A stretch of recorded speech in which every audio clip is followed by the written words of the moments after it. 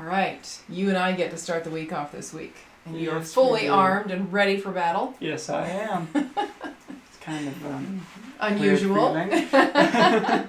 All right, as we finished last week, Alma was giving his counsel to Corianton. And one of the last things he taught him and Shiblon and Helaman was they needed to be teachers of the gospel. Mm-hmm. So the first thing they do is they head back out and they start teaching. Yep. That's what's going on.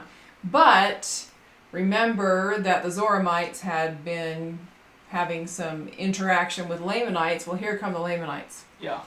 And we have a new chief captain, Moroni, 25 years old. That's young. Mm-hmm. That's young by any standards, but he was a very wise and good leader. And he had prepared his men in a way nobody had ever prepared before. He put them in armor. Yep. They had shields, they had breastplates, they had helmets, they had swords, of course, and shoes. And so... Well, I'm not barefoot, so I think... Yeah.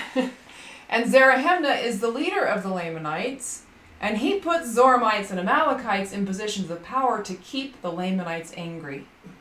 Now, we get to hear right here from Mormon what the designs are of Zarahemnah. So let's read this. His designs were to stir up the Lamanites to anger against the Nephites. That's not hard. Nope. This he did that he might usurp great power over them, meaning the Lamanites. He's taking power, putting himself in a position of power, and also that he might gain power over the Nephites by bringing them into bondage. So he wants power. He wants power over the Lamanites. He wants the Nephites in bondage. Yeah. What are the Nephites fighting for? Very different. Do you remember? Their lands, their families, and their country. Right, exactly. And we get this here in verse 9. Their design was to support their lands, houses, wives, children, preserve them from the hands of their enemies, also that they might preserve their rights and their privileges, also their liberty, that they might worship God according to their desires. Mm-hmm. So not just their lands or family and houses, but their right to worship. Because if the Lamanites came in, they knew they would not be allowed to worship the way they wanted to. Right. And so Moroni puts a little twist on things here. He puts his men in armor. Now, I don't believe in studying the scriptures and just staying in one book. So we're going to go into the New Testament for a minute. We're going to talk about armor. Okay. Because in Ephesians 6, we get to hear some spiritual sides to armor. All right? So we're going to talk about these different pieces. Now, having your loins girded about with truth. Normally they would have some kind of a buckler here. Mm-hmm. Okay, so truth is a protection. So it's a protection. The loins is your virtue. It's your chastity. So truth keeps us virtuous and chaste, virtuous in thought, virtuous in action, right? Mm-hmm. But then your feet, and you got your shoes on. You got your good old tennis shoes here. Probably should have put your boots on for this battle. Probably. But the tennis shoes are going to do for now. Your feet are shod with the gospel of peace. Have you thought about what that means? Why would the gospel of peace be the shoes? Well, it's the way we're supposed to go, the way we should walk. The gospel path, right? Mm-hmm. And that path leads us back to the Savior. So you have your feet shod in the gospel of peace. Your feet are what move you from one place to the other. And so what the path you need to move on is the gospel. Good. Shield of faith. Here it is. All right. Now, when we hear about the Nephite armor they had, arm shields, leg shields. So here's your arm shield. Maybe their arm shields were actually on their arms. It's hard to know exactly what they're describing. If we looked at armor back in the times of medieval times, knights and things like that, they actually used a shield that covered the entire body. Mm-hmm. There was no way, if that shield was in front of them, that anything was going to get to them, right? But this is the shield of faith. And faith, why faith? Why would the shield be faith? Because when we have doubts or other things, it is faith that sometimes keeps us going. Yeah, you have to have faith to overcome the doubts. Mm-hmm. Faith, the shield of faith, it says to quench the fiery darts of the wicked. This is something you can move around. Faith is something we have to exercise. We have to put it into practice. It's not something that stands still. Helmet of salvation. What does the helmet cover? Everything that includes my face. Right, so your brain, your thoughts need to be pure. Mm-hmm. Your ears, You need to listen to good and holy things. Your mouth, you need to speak good things. And you need to teach the gospel of Christ. And your eyes are pretty well shielded. There's a little bit of space here so you can see me. And I have to kind of push it down because we made this a little small. Yes, we did. But your eyes, you need to be protecting what you look at. But that gives a full protection to your head. The helmet of salvation. If you're protecting your mind, your ears, your eyes, your words, you're working towards your salvation. Okay? And then we have our breastplate of righteousness. Your righteousness protects your most vital organs. Your lungs, your heart. So you've got the helmet of salvation to protect the brain, the breastplate of righteousness to protect your heart. And then you have one defensive weapon. Sword. What does the sword represent? The Spirit. The sword of the Spirit. And so the Spirit is how you defend yourself. When something's coming at you that's not good, the Spirit cuts through it. Right? Help you can you get your discern what it warnings, is. help you get your discernment. And it's two-edged. You happen to have a two-edged sword here, right? Yeah. So we ought to be careful. No matter which way you go with that, it's going to cut through. Right? It's going to be your protection. So he's got them fully armed. In comes Zarahemnah and the Lamanites like, whoa! Haven't seen anything like that before. And they run. Well, you have to also consider how the Lamanites are dressed at this time. Not much protection. Not much. A loincloth. Yeah, Yeah, that's not how I'd want to go to battle. Wait, what? I'd at least want my clothes on. And then he put thick clothing on them too, Mm. right? So even with all of this, then they have thick clothing on. That's Man, hard imagine to how cut through hot that too. would be. That sounds sweet. It would have been hot, and here you are just in summer clothes, right? Yeah, and then But thick still actually clothing kind of getting as a hot. protection. Yeah, it's still getting hot. So we have ourselves armed, and we scare the Lamanites, and they run away.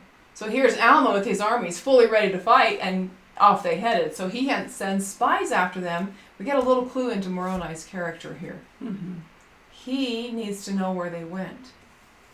He sends some people off to talk to the prophet Alma to say, where should we go to defend ourselves? This is a man that looks for revelation and inspiration, obviously, with your armor, inspiration, to teach him how to fight these battles that are righteous.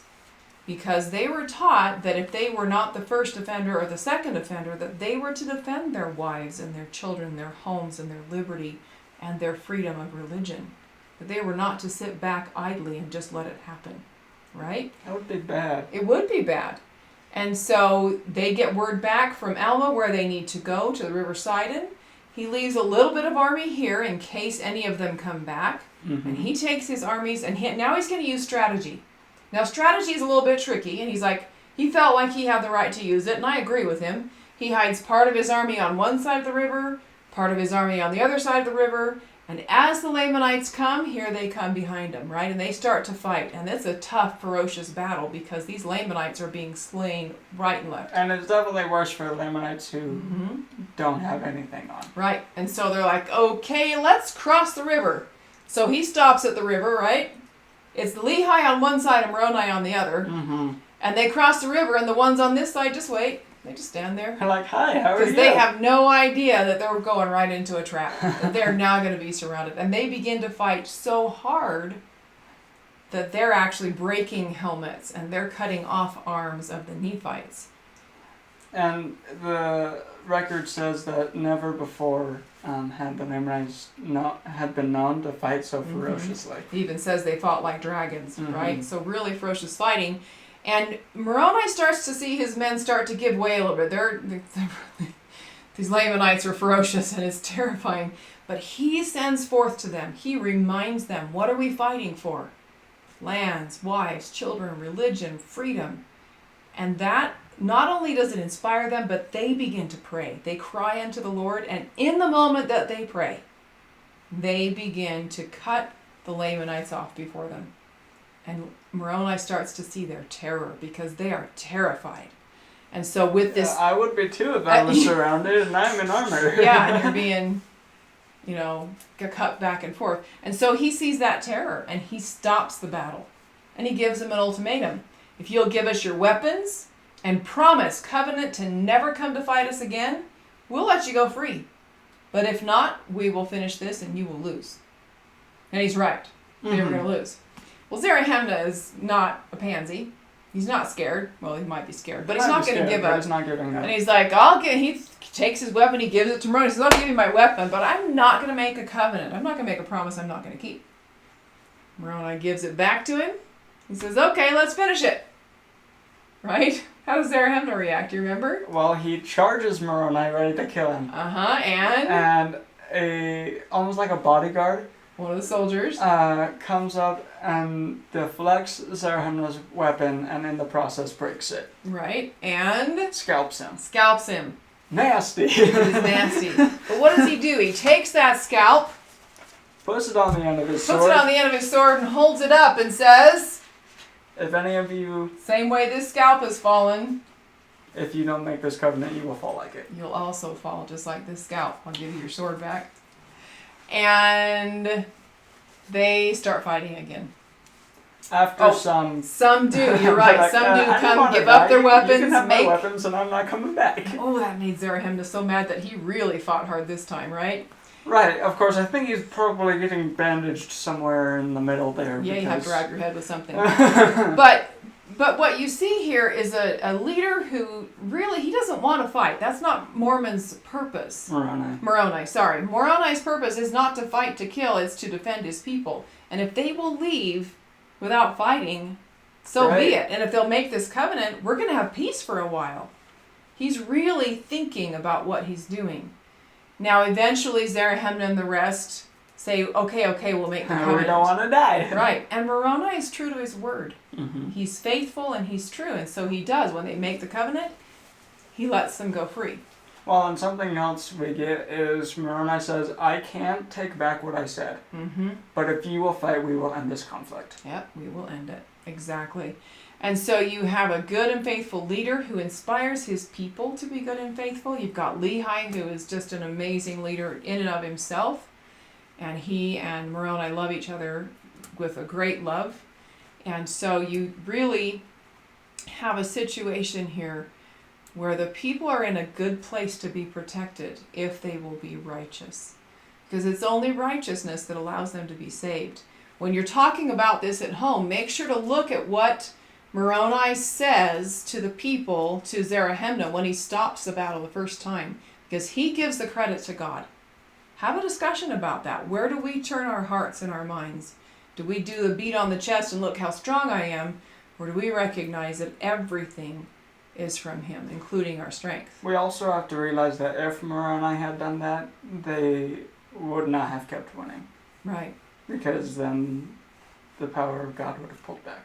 Exactly. So, fighting in the strength of the Lord, when they are righteous, of course, you can't have the strength of the Lord when you're wicked, brings them victory. And it sets up the rest of the story that we get into in the next video, talking about Amalickiah and these people who actually were scared enough they didn't want to come back and fight. So he really did do everything he could to try to keep from having more war. You can't always affect all your enemy's decisions, but that's what he was trying to do. So take a look on our blog, because we'll have the pattern for this helmet on the blog. This is just a piece of cardstock, like cardboard paper, or like a poster paper. I have rolls of cardstock, but poster paper. If you've got a little dime store, dollar store, shield or sword, or make some kind of shield and sword, but talk about these pieces of armor and what they mean and how we keep ourselves always protected, always armed and ready, because we are in a battle. We're in a battle for our souls, and there is no way we're going to win if we don't keep our armor on, if we don't remember to be true and faithful. So check out the next video. We'll talk about the rest of this week's chapters, and go back to the blog and take a look and see what you think about this armor. If you've liked our videos, give us a thumbs up and subscribe. And don't forget to hit the bell for notifications. Also, find and follow us on Facebook.